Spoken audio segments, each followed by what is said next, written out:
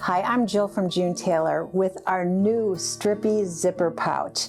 Is this not the cutest thing you've ever seen? And it's perfect for organizing so many things. It's a great solution if you're back to school and you want a place to keep your pens and pencils and glue. Also, if you're a sewer or a quilter, it'll fit a scissors and a rotary cutter and a lot of the essential sewing and quilting supplies that we need.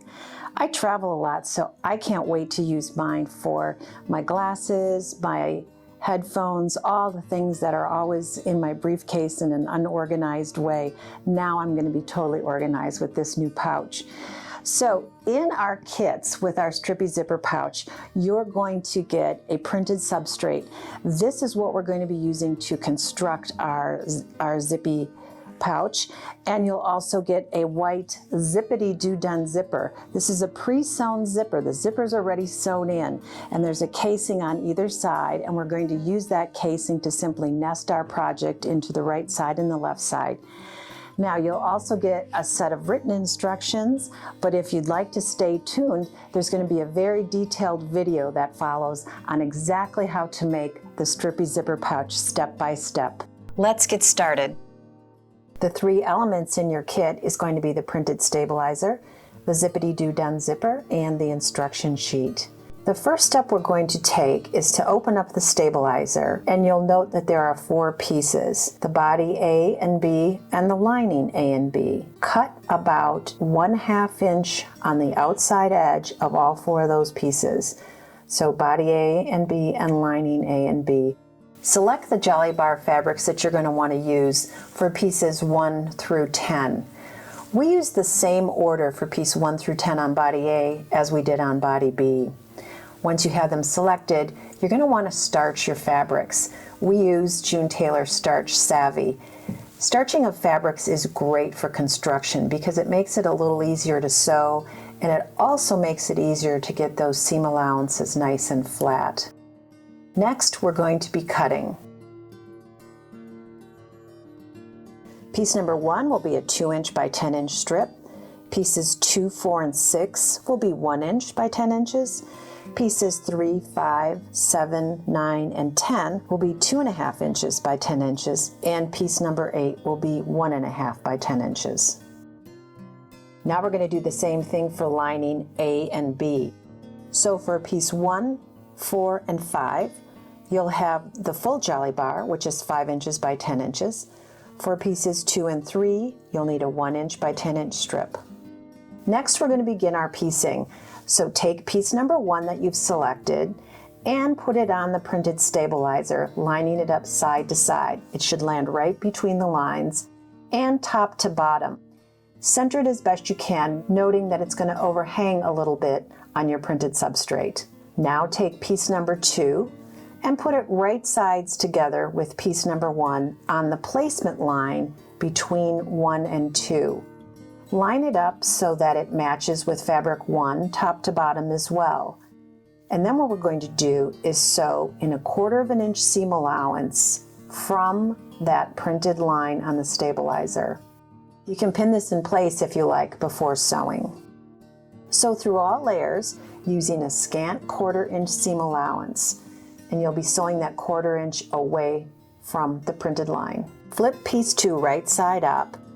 The edge of that should fall right on the next placement line. Now let's smooth piece 2 over the stabilizer. To get that seam allowance nice and flat, you can use our magic seam wand, or you can finger press. Just avoid pressing with an iron at this point. Now we're going to move on to piece number 3. So we line that up with piece number 1, right sides together, and raw edges even. You can pin that into place or leave as is. Then we're going to go ahead and sew a scant 1/4 inch from the edge of that placement line. You're going to continue to place pieces by number, right sides together, raw edges even, and fabric edges top to bottom. And you're going to do that for both body piece A and body piece B. When your piecing has been done on body A and B, you can then go ahead and press with your iron. Again, you don't want to touch the stabilizer. You just want to touch the top of the fabric using a medium or wool setting on your iron. Feel free to pin or glue all loose edges in place. And you're going to do that for both body piece A and body piece B. And you'll use that exact same method for lining A and lining B. Now we're going to layer the body A piece and the lining A piece right sides together, so fabric sides together. And you will note that the lining piece may be slightly larger. That's okay. And you can pin those two together. You'll be sewing on the dotted line, leaving the top solid line open. For best results, we suggest you use a denim needle to make this project. To begin sewing, back tack at the dotted line and sew all the way around the edge of the pouch, pivoting at corners, and again back tacking at the end. Now we're going to trim on the solid line all the way around body piece A, even that top open area. Now we're going to clip all our corners so that when we turn right sides out, we'll have a nice sharp point to those corners. Be very careful when you're clipping corners that you don't accidentally cut through the stitches.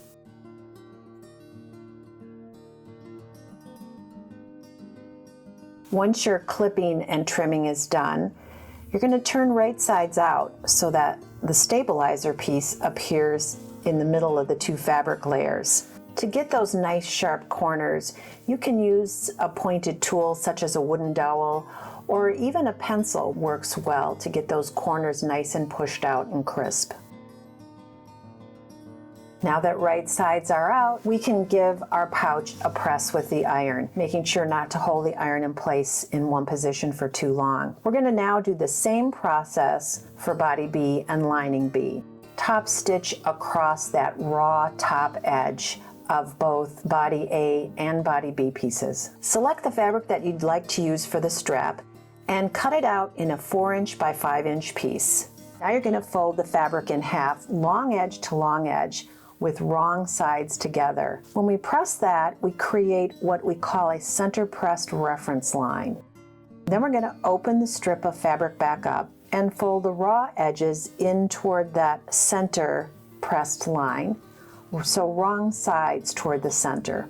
Then we'll fold our entire strip one more time in half on that center pressed reference line, and then you can pin those in place. Now you're going to sew close to the edges to secure each side.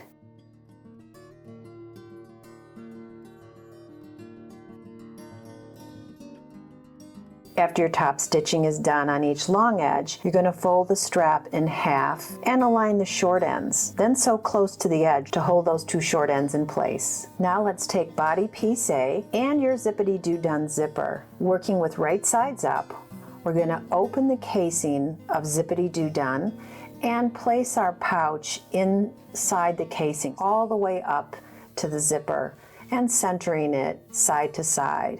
You can pin that in place, and then you want to stitch it, staying as close as you can to the folded edge of zippity-doo-done.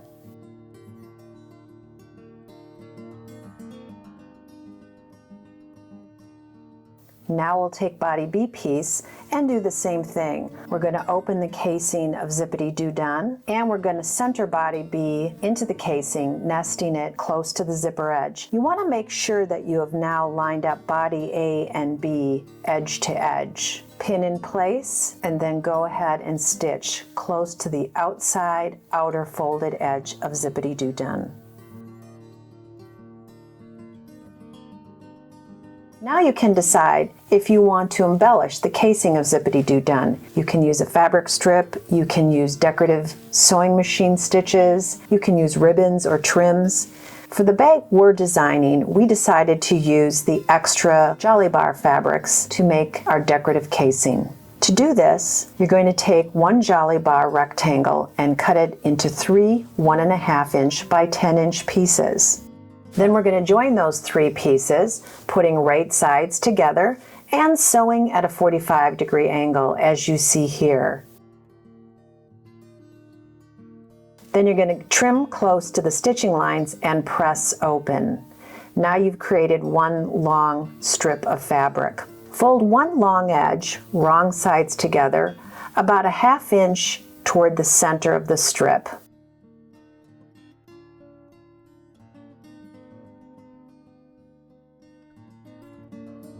and repeat that for the other long edge.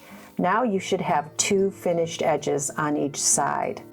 You're going to take that strip and then cut it into 2 13.5-inch strips, 1 for each side of Zippity. Place the first strip on top of the Zippity casing, centering it side to side and top to bottom. You can pin lightly to hold that into place, and then you're going to top stitch that fabric strip on, staying as close to the outer edge as you can of that finished fabric strip. Do the same for the other side of the Zippity casing. Let's put our zipper pull in the middle of our pouch so we make sure it doesn't come off. Now we're going to stitch over the ends of the Zippity-Doo-Dah zipper, back tacking. So we're going to go right over those zipper teeth and back tack to make sure our pull doesn't come off. When we've got that done, we're going to trim any of the excess zipper and Zippity-Doo-Dah casing so that we have a flat edge. You can zigzag or overlock over that edge if you like. Unzip the zipper about 1 inch or 2 so that when we get done with our pouch we can turn right sides out. Then fold the tote right sides together so the lining side is facing out. Fold it at the zipper, so line up the zipper and the bottom edges. Now we're going to sew the bottom together in 1/4 inch seam allowance. Now that our bottom seam is done, we're going to refold the tote so that the bottom seam and the center of the zipper are lined up on top of each other. With the bottom seam facing up, fold one of the side wings in toward the center. Pin that wing to hold it in place. Now we're going to center the raw edges of the strap on the raw edge of the Zippity-Doo-Dah wing and sew close to the edge to secure. You've got a lot of layers here, which is why the denim needle really comes in handy. Now we're going to unpin that top wing from the body and we're going to get ready to sew our side seams. You'll notice that the wing with Zippity-Doo-Dah is a little shorter than the wing where our bottom seam allowance is. That's okay. Now what we're going to do is line up the 2 wings and sew in a 1/2 inch seam allowance. As you're sewing this 1/2 inch seam allowance, you can go ahead and open up the bottom seam allowance so it's not as bulky.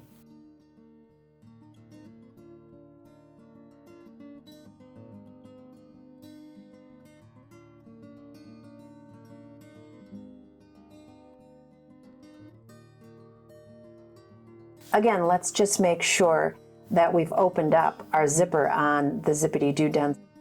Now we have the corners left to do on all 4 sides. We're going to simply pinch and pull those corners outward so that the edges are aligned. And you're going to notice that the side seam allowance is not going to line up directly in the center. That's okay. Once you've got those flat edges even, go ahead and sew in 1/4 inch seam allowance, again, opening up our bottom seam allowance to avoid bulk. Do that for all 4 corners, making sure that you backstitch at the beginning and the end. Once your corners are done, you're going to turn your bag right side out. Again, you might want to take a pointed tool to get those corners pushed out nice and crisp.